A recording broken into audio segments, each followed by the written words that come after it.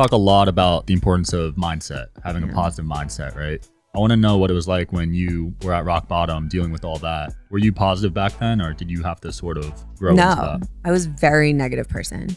And I like to say that in interviews and tell people that all the time because they're like, no way. Because for a really long time, I was in a lot of toxic friend groups.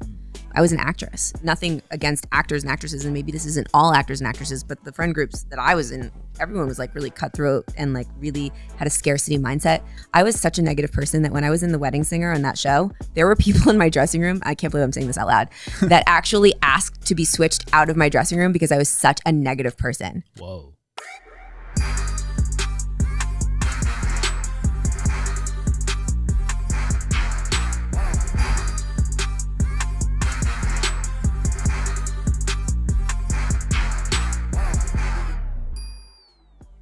Welcome back to the Digital Social Hour, guys. Got with me an amazing guest today, Jen Gottlieb. How's it going? So good. I'm so thrilled to be here. Man, I saw you crush it in front of 7,000 people last week.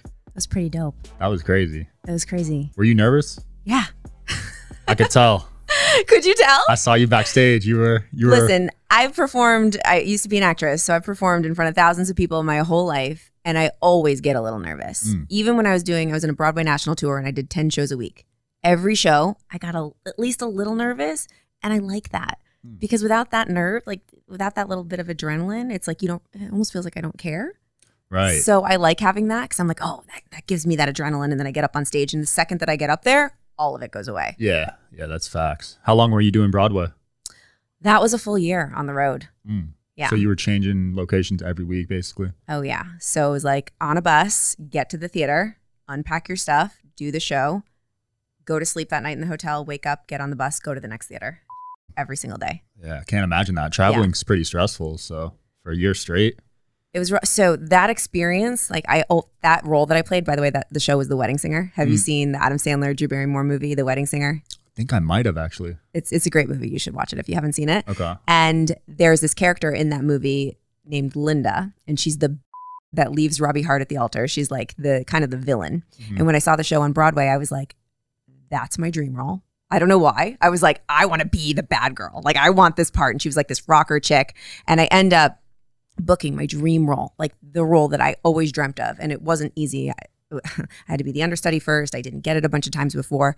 And the act of being on the road and playing, even though I was playing my dream role, it taught me that the thing that I thought that I wanted the most was to be an actress and being a working actor and performing all the time. It kind of showed me that that's not what I really wanted because it was really, really, really rough. I was like, holy crap, I thought I wanted this for so long and maybe this isn't my purpose and maybe this isn't the thing. And that actually like scared me. Wow. So you must have been at such a low point after dedicating so many years to doing what you thought you wanted to do. So what was that like? Well, it kind of, it didn't, the lowest part wasn't that moment. So when I got back from doing that show, I actually got booked on a TV show on VH1 all about heavy metal music. Really? Yeah, you don't know any of this. Okay, so I was on a show for 5 years about heavy metal music called That Metal Show on VH1. And if you go and you Google me, I looked much different. I don't like heavy metal music. I didn't then. I don't now. But I was an actress, and I got back from playing this rocker chick on the road for a year. And I'm like, okay, this is the next gig that I should get. I could play heavy metal girl. Why not? But before I knew it, I had built this like brand and this presence online and this presence in the world that was a lie. And it wasn't really me, but I was me because it was a talk show. So I was Jennifer, but I wasn't real me. I was basically like hiding behind this facade of this girl that was like super like sexy and hardcore and heavy metal. And I really spiraled into a dark place because I was completely out of alignment. And I knew within me that I was like living this lie, but I couldn't get out of it. Wow. And it was the perfect example of being seen but not being seen as who you truly are. And when that happens, I believe, well, for me, I was so out of alignment and I couldn't get myself back in because I couldn't get myself to quit. Because I was like, what would I do if it wasn't for this? You know, and so the universe stepped in. I believe in God. God stepped in and smacked me back into alignment, and the show got canceled. The guy that I was with at the time that I thought I was going to marry, this on paper perfect relationship, which was actually very toxic, he ended up leaving me for one of my friends. Whoa. And everything kind of just like happened for the shift to happen, basically. And I ended up in this tiny little apartment with 6 other actors with a window that faced a wall. and I had to start over. Jeez. And that was the moment where I was like, is this really what I'm supposed to be doing? Rock bottom. That was it. Yeah. Man. Yeah. What a journey. Now here you are, speaking new stage every week. One of the biggest motivational speakers, I'd say, in the world right now. Thanks, buddy. Yeah, it's crazy. I mean, what got you on the path of speaking on these stages? Was that something you wanted to do for a while? I had no idea that there was anything like speaking, like motivational speaking, for a really long time.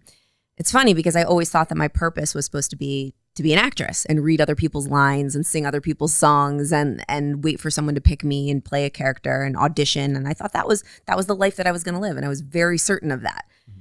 And the crazy thing is you can't connect the dots looking forward. You can only connect them looking backwards. The Steve Jobs quote. I love it so much because now that I look backwards, oh, duh, this is totally what it was all for. All the training that I went through to perform, because now I use all of those skills when I'm speaking. Mm-hmm. But when I first became an entrepreneur, speaking was not even an option. First of all, I didn't even know like how to speak on stage because I was always used to playing a character, and acting is much different than public speaking. Mm-hmm. It's a totally different skill set. And I remember the first time I ever had to speak on a stage, I tried to memorize my whole talk. Like they were lines because I was an actress and I was like, oh yeah, you memorize your lines and then you go up on stage and you read the lines or you recite the lines. It was terrible. But then the second that I got the hang of it and I was like, wait a second, I need to let the audience really see me. And I need to just allow whatever I want to say to come through me and remove everything that I learned from acting, but just keep my stage presence and all the things that I learned as far as like how to connect with the audience. And the second that I figured that out and I started doing it, I was like, holy, this is the greatest thing in the world. Mm. And it's so much better. So sometimes you think your purpose is something and you have to go down that route to see that it's really not. But sometimes it's a little bit of what you thought it was, but something so much better. And you have to be able to pivot in order to figure that out. Yeah.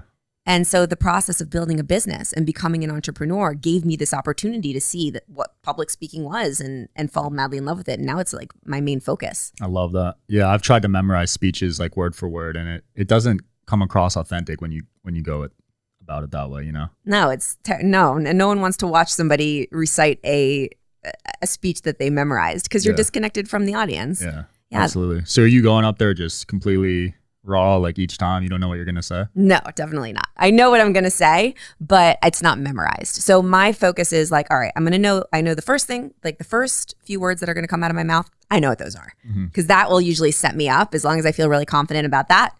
I know the last thing that I'm going to say, and I know the transitions and I know the stories I'm going to tell, but nothing's memorized. And when I'm up there, I just say like, okay, God, speak to me and through me. I know the stories I'm going to say. I know the person that I'm speaking to, and I'm going to focus on just providing value to that person in my mind and tell the stories that I have planned, and whatever comes out, comes out. Love that. Yeah. You talk a lot about the importance of mindset, having a positive mindset, right? And I feel like I'd say most people don't have a positive mindset. So I want to know what it was like when you were at rock bottom dealing with all that. Were you positive back then, or did you have to sort of grow into that? No, I was a very negative person. And I like to say that in interviews and tell people that all the time because they're like, no way. Because a lot of people think that if they have a bad mindset or they're in a negative place or they're in a bad spot in life, that it's impossible to shift and it's impossible to change. I'm a living, breathing example that it is possible to change. I was such a negative person that when I was in The Wedding Singer on that show, there were people in my dressing room, I can't believe I'm saying this out loud, that actually asked to be switched out of my dressing room because I was such a negative person. Whoa. Yes, I was always like, I just always thought of like, I was a complainer and I just didn't have that mindset. And I think it was because I was really just trying to figure out who I really was. And I was so in this internal argument with myself. And I think I was living my life for other people and like living my life based on what I should be doing instead of like what I really desired. And I didn't figure that out yet. So when I hit the rock bottom moment, I remember there were so many nights when I would stare out that little window and I would like just start journaling. I didn't even know what like I'd never journaled before in my life, but I was like, I guess I'm going to journal. I don't know what else to do. And the only thing that I could write is one day I'll know why this happened. One day I'll know why this happened. And then my mom, this was a big moment for me. My mom is really into personal development. And I wasn't at the time, right? Obviously, she was always trying to get me to read books and like believe in positive thinking and all of that. And I was like, no, Mom, I'm not here for it. But she came into the city one day. I was in New York, and she gave me a book when I was at like the lowest point in my life. And the book is called You Can Heal Your Life by Louise Hay. And I was like, oh geez, thanks mom. Like, I'm not going to read this book. And she knew it. She's so smart. So it's a book full of affirmations, like positive affirmations. And she photocopied one of the affirmations that she thought would be the best for me at that time. And she wrote on the back of it, Jenny, I hope you find yourself again. And so I got home and I opened this book and I pull out the photocopy. I'm like, Mom, you're so smart. You knew I wasn't going to read it. And I said to myself, okay, all I'm going to do is I'm going to put this affirmation on my refrigerator and I'm going to read this stupid thing every single day. And this was the first commitment I ever made to myself, really, and stuck to, like real commitment. Like, I'm going to read this every day. I don't care if I believe it. I don't care if it makes me feel better. I don't care if it doesn't make me feel better. I'm just going to read it. I have nothing to lose. So I put that on my refrigerator and every single day I stuck with that one commitment with myself. And I don't know if it was the actual affirmation of saying the positive things to myself every single day, or if it was the act of sticking with that commitment and then feeling like, okay, I did that one thing. That felt good. But something about that kickstarted momentum for me and kickstarted me like kind of getting out of my apartment and going and building my very first business and starting to go to Barnes & Noble, sit on the floor and like read every personal development book and starting to listen to podcasts and starting to expand my world and expand my mindset and starting to kind of believe in some of these tools and starting to implement them. It really was like that. And if you want to come full circle, that book, You Can Heal Your Life, was written by a woman named Louise Hay. This woman, Louise Hay, she's passed away, but before she died, she created one of the most successful and biggest publishing houses for personal development books called Hay House. That book is published by Hay House, Louise Hay.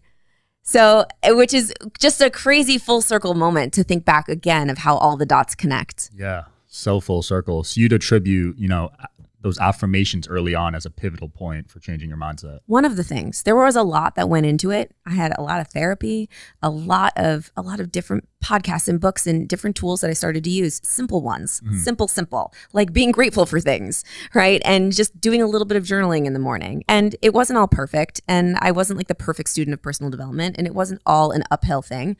It was actually a really rocky road, but it was like sticking to those simple commitments with myself every single day built my confidence over time. And then it's like once you start to pick up that momentum and you start to actually be able to like build that trust within yourself, you're able to trust yourself a little bit more, to take a little bit more action. And the more action that you take over time, the more you prove to yourself that you're capable of doing hard things.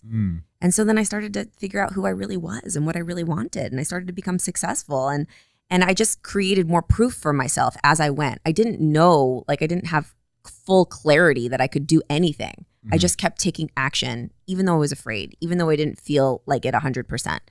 And that affirmation really definitely like was the Kickstarter. And I love that story because it's like, oh, Louise Hay, Hay House. So full circle. It's crazy how life is like that, because I'm seeing stuff like that in my life too. Even just filming here, John Gafford, who owns this place, he was the first person to ever speak at one of my events. No way. And now I'm filming at his amazing office. Of course. Yeah, it's just crazy how life is like that, Of course. I don't think it's a coincidence. Yeah. So do you believe in like karma and energy and all that? For sure. And I talk about it a lot in the book. I believe in the law of attraction because I've manifested a lot of things in my life. However, I don't believe that a lot of people on the internet will think like manifesting is like you visualize something and then it magically appears. It's like, okay, I'm thinking of a Ferrari and then a Ferrari is going to pull up for me, tomorrow. That's not how it works. Because when I look back at all the things that I was able to create in my life, it was a combination. I did a lot of visualization, and I still do to this day. Visualization is such a powerful tool to visualize as if you have the thing that you desire and start to embody the person that has the thing that you desire. And I know a lot of people do vision boards and thinking about things as if it's already theirs and using all of those tools to do that. But all of that visualizing and all of the vision boarding and all of the believing that you have it as if it's yours, all of those are just tools to help you take action with less fear. Right. So if you don't take action and you don't do something, then none of the stuff you're thinking about is ever going to come to fruition.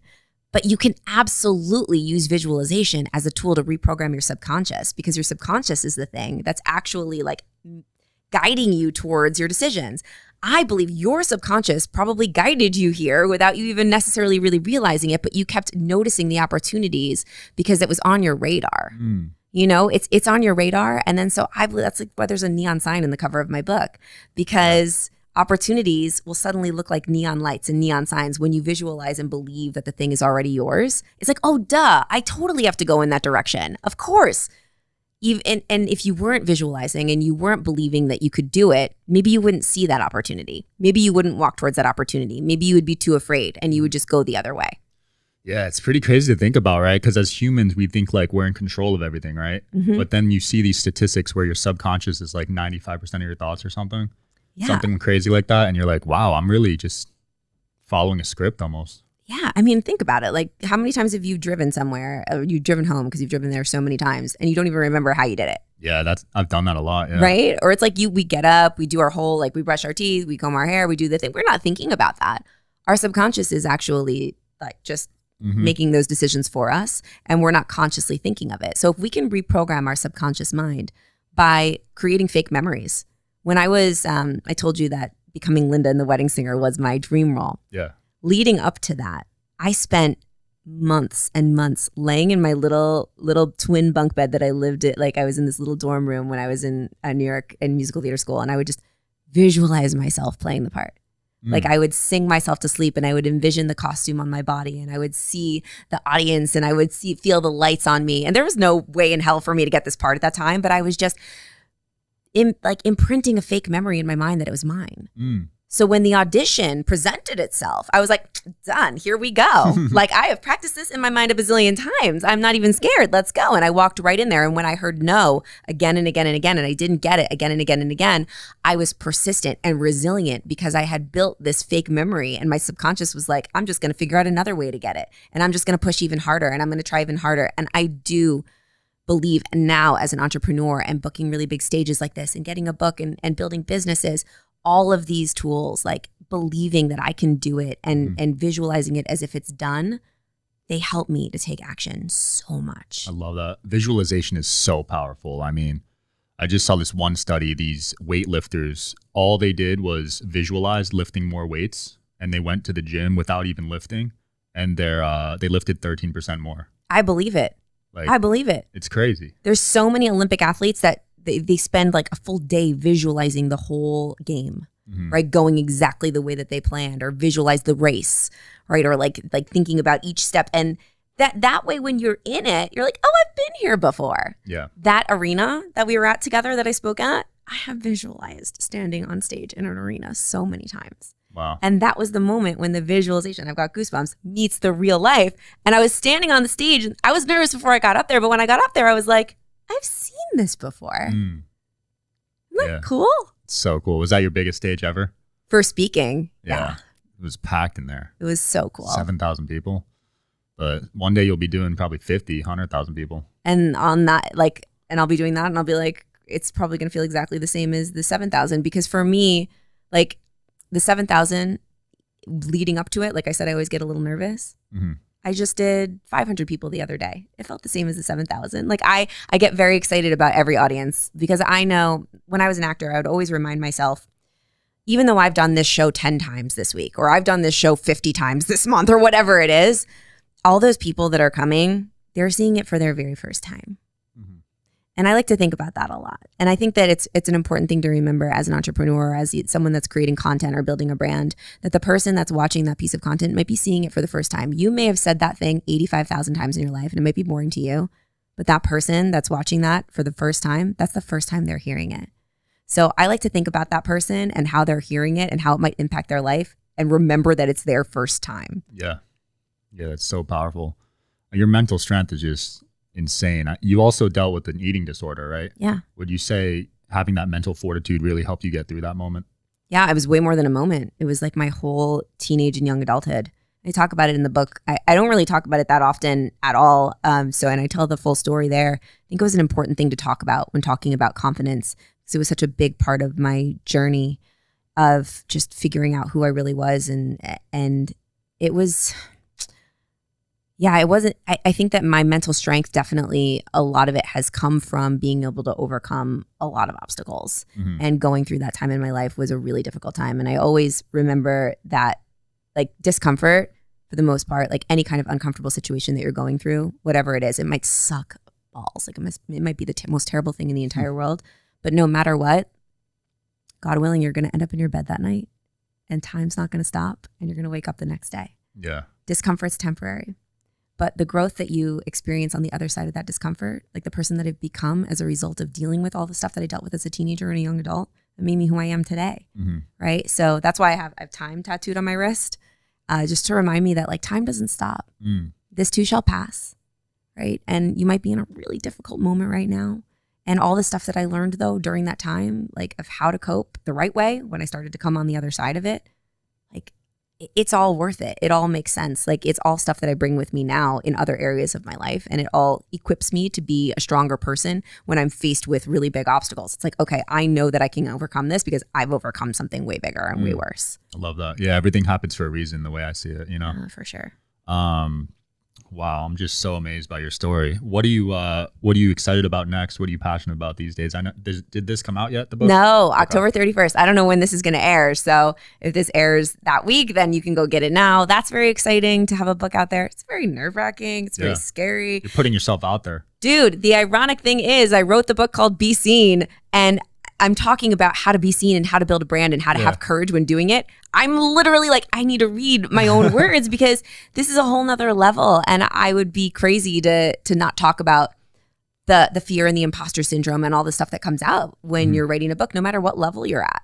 And I think it's like actually an important thing to talk about because we see all these authors like put these books out into the world and it looks really easy and it looks like it wasn't a big deal, but it is. And it's a very vulnerable activity. Yeah, it's a goal of mine, but it's definitely a scary moment. So when is your book going to come out? Let's declare it. Yeah, let's do it. I'm 26 now, so maybe by 30. Done. Yeah. And so it is. Manifest it. Can't wait. But yeah, you'll be on the New York Times best-selling list in a month or two from now. Let's go. Let's go. From your lips to God's ears. So how do you choose the people in your circle? I'm sure when you made this shift, you had to cut some people out of your life, maybe even some family. How do you decide to choose your circle? Yeah, it's a big, big, big part of success is connection and relationships and people. And that's why like the third part of the book is called Be Connected, because you can't be seen without being connected to the right people. And the right people that support you, that lift you up, that encourage you, that inspire you, that don't bring you down. And for a really long time, I was in a lot of toxic friend groups. I was an actress. So the mindset, nothing against actors and actresses, and maybe this isn't all actors and actresses, but the friend groups that I was in, everyone was like really cutthroat and like really had a scarcity mindset. Like, oh, if she gets that part, that means I can't get it. I got to bring her down. I got to bring him. Like no one was supporting anybody. And like I said, I was a negative person and most people were kind of negative and had very much of like a victim mindset. Like it's happening to me. And I attracted those people because I was that way. Right. And so it's not, I take full responsibility for that friend group that I was in and those relationships that I had. But often what happens is when you start to expand into like a place of personal development and you start being obsessed with growth, which I became obsessed with growth. I'm like, I don't want to be this way anymore. I want to change my life. I was actively trying to. When you start to read new books and listen to new podcasts and get new mentors, and the friends that you had don't necessarily like, I started to kind of want to take a shower every time I was done hanging out with them, right? Like I just felt like gross. Like I felt like, oh my gosh, this isn't working for me anymore. And there's always a point in time where you're like, but I have to hang out with them because I've been friends with them for so long. And you feel the moment that I allowed myself to understand that some friendships are there for seasons and reasons, and that's okay. And you can move on to a new season was the moment that everything really shifted for me. And I'll never forget the day that it all changed. And I didn't break up with anybody. I didn't say, hey, we're not going to be friends anymore. Don't call me. I never did that. All I did was I put more energy into making new friends. And so I had no time for, and you want to know something crazy that happened? When you put more energy into something, you have less energy for something else. And so I started going to events. I went to this one event. It was Lewis House's event. It was his first event ever. I went by myself. I got on an airplane and I'm like, I have to meet new people. I have to meet people that are into this stuff because I have no one that gets it. No one understands me.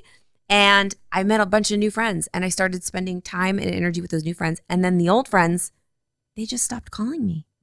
It wasn't even me. So usually when a friendship or a relationship is starting to die down, the other person can feel it too. Right. And it just slowly kind of fizzled away. And that's great. And now they're doing their thing and I'm doing my thing. And I think it's okay to give ourselves permission to be able to understand and know that sometimes we grow in and out of relationships, and that's okay. Yeah.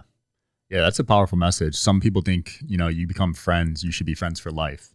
But that's not really good if you're not evolving at the same pace, right? It's wonderful if you are. And then that's so great and so special. That's amazing if you're evolving. But one thing that I've learned is also you can't change anyone. You can't force anyone to change. And I get this question a lot, which is why I know I get to speak to it. And I've tried it. Sometimes like we're moving in a forward direction. We're like, oh, you really gotta come with me on this. Like, and you try to make your friend believe, and you try to make your friend change, and you try to make them like get on the boat. And if they don't want to, they're not going to. So the only thing that you can really do is like live your best life, shine your light, be unbelievably successful, show them how great it is when you do the right thing. And if they want some of that, they'll follow along and they'll evolve with you, and that'll be amazing. And that's how you have lifelong friends. And if not, then they're going to go the other direction, and it's important to let them go. Absolutely. Yeah, that's so relatable. Now, what about family? Is there a difference there in your eyes? It's hard. Family's harder.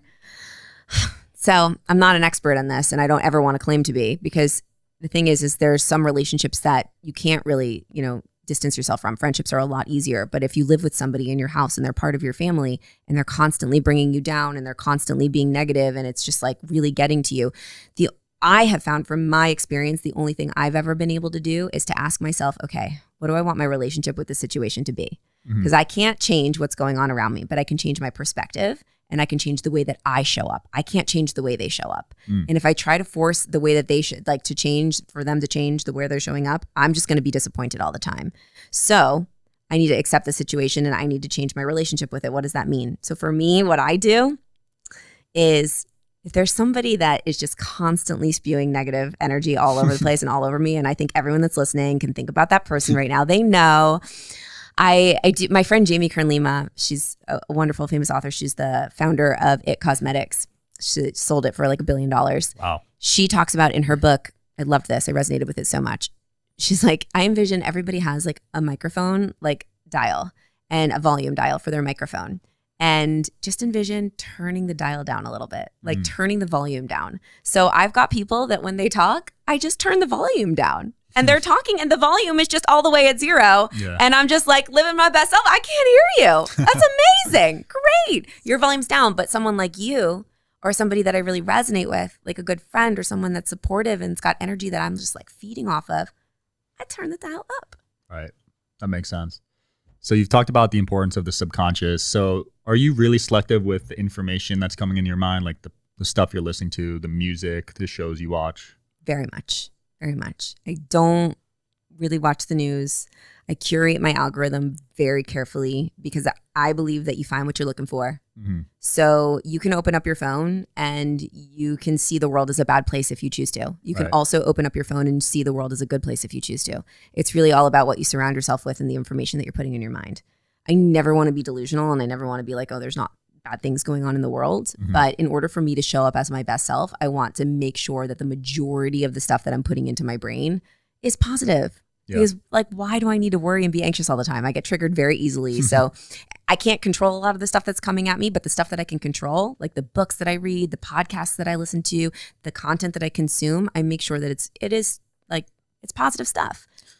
I love that. I used to watch the news a lot growing up. I mean, it was normal in the household and it's pretty negative, like a majority of the news. Yeah. I mean, that's what it's based on. Like they want you to be afraid, right? Yeah. And that's the whole point. So I don't really want to be afraid. So I make sure that like the conversations that I'm having, this again, the stuff that I can control is more positive stuff. And like I also don't like watching scary movies before I go to bed. I don't understand why anybody does that. So if I watch a scary movie or like maybe like a really crazy like mental movie that like makes you really afraid of something, before I go to sleep, I am up all night worrying about that. And I had this aha moment the other day. I'm like, why am I doing this to myself? Yeah. What? Like, why would I do this? I only watch happy, funny things before I go to sleep at night. There's some freaks out there that watch those murder documentaries before bed. You guys know who you are. Yeah. I don't know. whatever floats your boat for you. But for me, if I watch something like that, I'm up all night thinking about the worst possible case scenarios, and I don't need to do that to my brain. Right. I would much rather go to bed thinking about all the wonderful things that could possibly happen. Yeah. Because we get to decide, do we want to think about the good things that could possibly happen or the bad things that could possibly happen? Both things could happen. I'm not saying that bad things don't happen in life, because they absolutely do. Yeah. But if we get to choose what we want to think about, I would rather be looking at, oh my God, what kind of amazing things could possibly happen?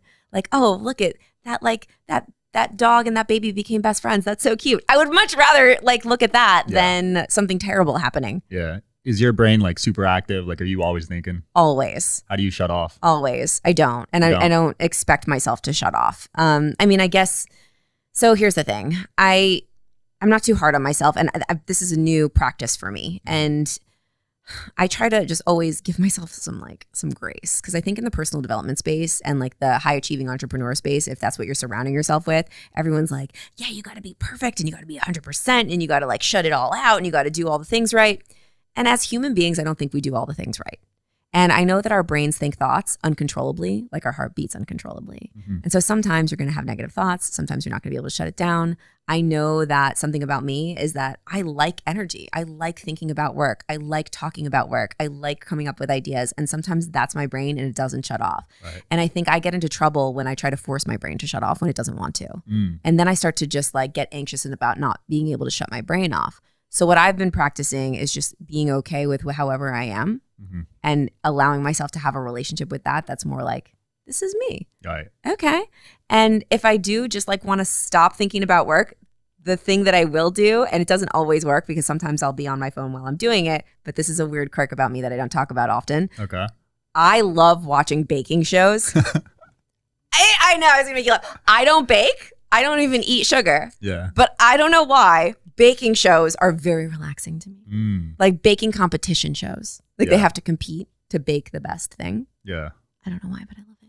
I don't want to ruin this for you, but some of those are fake.